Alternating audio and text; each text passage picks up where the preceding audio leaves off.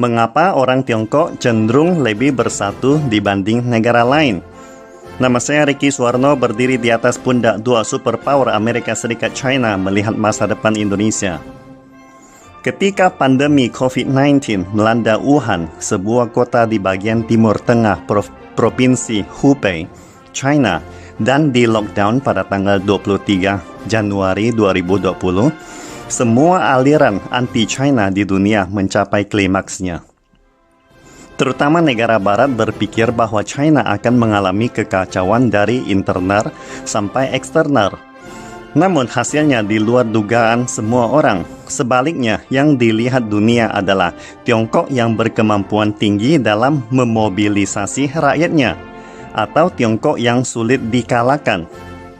Pandemi COVID-19 telah berhasil merangsang sentimen nasional seluruh rakyat Tiongkok. Seorang cendekiawan barat bernama Samuel Huntington dalam bukunya yang terkenal Benturan Peradaban atau The Clash of Civilizations and the Remaking of the World Order mengatakan bahwa China bukanlah sebuah negara, melainkan sebuah peradaban yang menyamar sebagai suatu negara dan merupakan pembawa terbaik untuk meneruskan peradaban.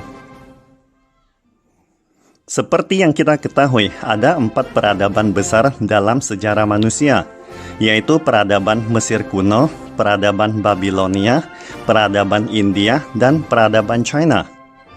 Di antara 4 peradaban tersebut, hanya peradaban China dengan 5.000 tahun sejarah yang dapat bertahan. Karena peradaban membutuhkan pembawa yang kuat untuk terus diwariskan. Dan hanya Tiongkok yang menyelesaikan masalah pembawa ini. Kaisar pertama dinasti Qin, Kaisar Yingzheng, menciptakan sistem masyarakat pertanian yang terpusat dan merealisasikan masalah pembawa warisan peradaban. Namun, sistem yang terpusat adalah penyatuan tulisan karakter China atau Mandarin. Inti kohesi bangsa Tiongkok adalah budayanya, dan proporsi terbesar pembawa budaya adalah tulisan. Tidak peduli perbedaan aksen atau perbedaan wilayah geografis.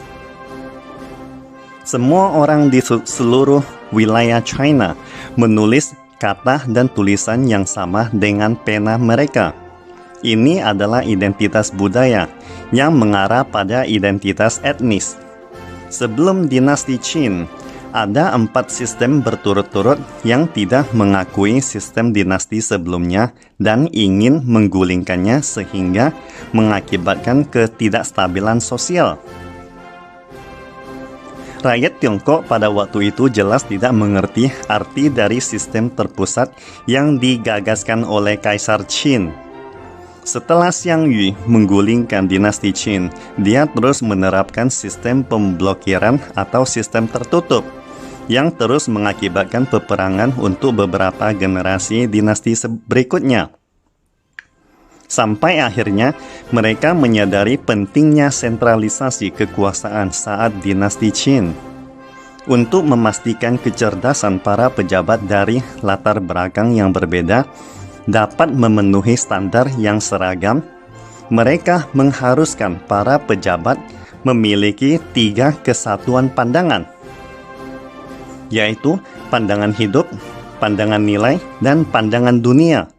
Setelah menyelesaikan proses pemersatu 3 pandangan secara birokrasi, para pejabat boleh ada perbedaan pandangan dalam pendidikan akademik atau sains, namun mereka harus bersatu dan mencapai konsensus dalam membangun dan menjalankan masalah kenegaraan.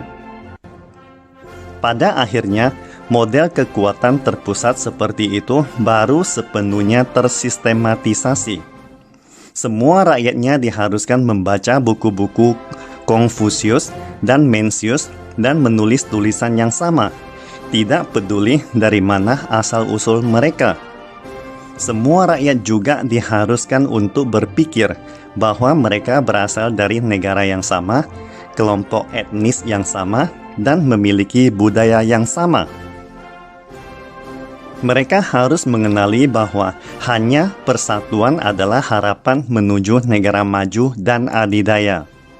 Negara yang terpusat adalah pembawa terbaik peradaban Tiongkok untuk melangkah lebih maju. Ini adalah pilihan dan pengalaman sejarah ribuan tahun sejak masa pemerintahan tertutup sampai kekuasaan terpusat. Semakin kuat negara Tiongkok, semakin kuat peradabannya. Sebenarnya, negara Barat dan Eropa juga pernah muncul kerajaan terpusat yang sangat kuat saat itu. Misalnya, Kekaisaran Romawi, Kekaisaran Bizantium, Kekaisaran Ottoman, dan kerajaan terkenal lainnya. Namun sayangnya, mereka hanya berumur pendek di sungai panjang sejarah. Karena budaya nasional Eropa pada dasarnya hanya diikat oleh darah keturunan ataupun agama. Pola Eropa mirip dengan Tiongkok selama masa periode musim semi, musim gugur, dan periode negara-negara berperang. Mereka tidak ada kohesi budaya di seluruh Eropa, apalagi identitas etnis untuk bersatu. Oleh karena itu, dalam sejarah Eropa, perpecahan adalah suatu hal yang sangat normal, atau sebaliknya, persatuan adalah keadaan yang tidak normal. Napoleon Bonaparte atau Hitler pernah menyatukan Eropa, namun untuk waktu yang cukup pendek, karena mereka tidak diakui oleh negara Eropa lainnya. Di mata mereka, kerajaan baru dan kuat tersebut hanya akan menjajah dan menduduki tanah air mereka. Bahkan, kerajaan Inggris yang menguasai negara di sebagian belahan bumi ini akhirnya runtuh dan tidak ada orang di negara yang mereka jajahi merindukan kerajaan Inggris. Apalagi Irlandia sebagai tetangga Inggris terus berjuang untuk melepaskan diri dari Inggris. Fenomena ini mungkin sulit dibayangkan oleh orang China, karena di mata mereka, walaupun berbagai daerah China memiliki banyak kontradiksi atau perbedaan budaya daerah, namun mereka tidak akan ada niat perpecahan. Hal ini dikarenakan mereka menulis tulisan yang sama, memiliki rasa budaya yang sama, maka mereka adalah saudara dengan darah yang sama yang tidak bisa terpisahkan. Dengan kohesi demikian, ketika satu pihak berada dalam kesulitan, semua pihak pasti akan membantunya. Contohnya, pada saat gempa besar di Wenchuan, Sichuan, semua relawan dari seluruh negeri ikut berpartisipasi membantu dan berkumpul di Sichuan.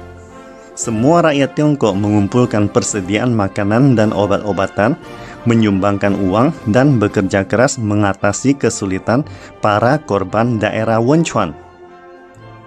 Sebaliknya, ketika London, Inggris, mengumumkan untuk lockdown, banyak negara-negara Eropa memutuskan hubungan dengan Inggris untuk pertama kalinya.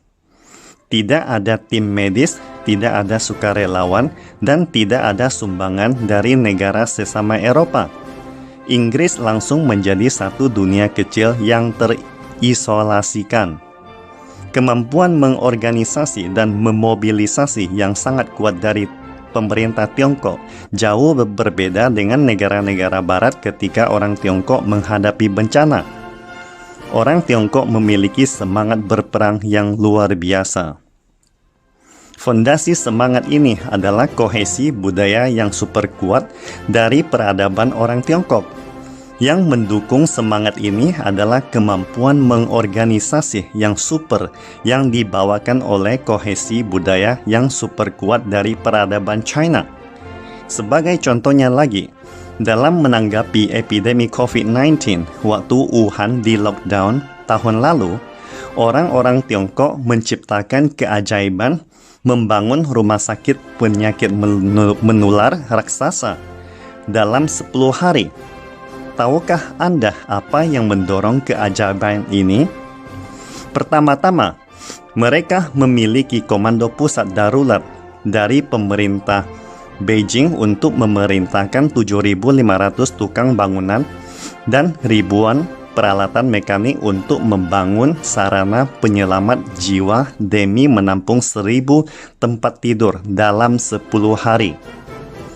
Selanjutnya, mereka juga memiliki Institut Desain dan Penelitian Teknik Internasional Beijing untuk menyelesaikan gambar desain dan konstruksi rumah sakit dalam 78 menit. Orang Tiongkok juga memiliki Institut Desain Arsitektur CITIC untuk mengumpulkan 60 desainer dalam waktu 1 jam dan membuat rencana desain dalam waktu 24 jam atau bernegosiasi dengan unit konstruksi untuk menyelesaikan gambar konstruksi dalam waktu 60 jam. Di samping itu, mereka juga memiliki grup Huanghua Wuhan memasuki lapangan dengan cepat untuk memulai konstruksi proyek perataan jalan dan konstruksi rekayasa drainase. Mereka juga mempunyai lebih dari 260 orang dari jaringan listrik negara untuk menyelesaikan konstruksi informatisasi dalam 36 jam dan masih banyak lagi bantuan dari dalam dan luar negeri dari para keturunan Tiongkok yang tidak bisa disebutkan satu persatu di sini. Kemampuan mengorganisir dan memobilisasi yang super kuat ini dapat ditelusuri dari masa dinasti Qin Shi Huang sebagai pemerintahan terpusat lebih dari 2000 tahun yang lalu sampai pembentukan Partai Komunis Tiongkok di tahun 1949.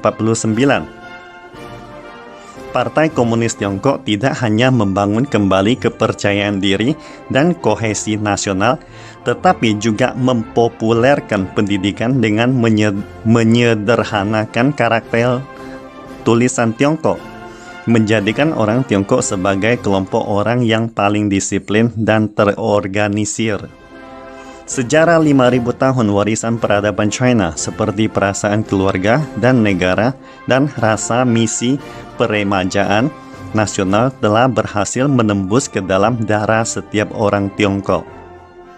Jika Anda tidak mengerti bagaimana bangsa Tiongkok bisa berkembang pesat membangun negaranya menjadi negara kedua terkaya di dunia dalam 40 tahun, atau mengapa peradaban China sebagai salah satu dari 4 peradaban terbesar dunia adalah satu-satunya peradaban yang dapat diteruskan hingga hari ini, saya rasa lewat epidemi COVID-19 seperti yang dijelaskan di atas telah dapat mengungkapkan beberapa jawabannya. Orang Tiongkok memiliki prinsip di mana salah satu pihak saudara-saudara mereka menghadapi kesulitan, mereka akan segera mendapatkan bantuan dari semua pihak. Tiongkok dalam menghadapi invasi asing atau bencana alam misalnya, sentimen keluarga dan negara termasuk misi sejarah yang ditampilkan adalah bagian dari peradaban Tiongkok.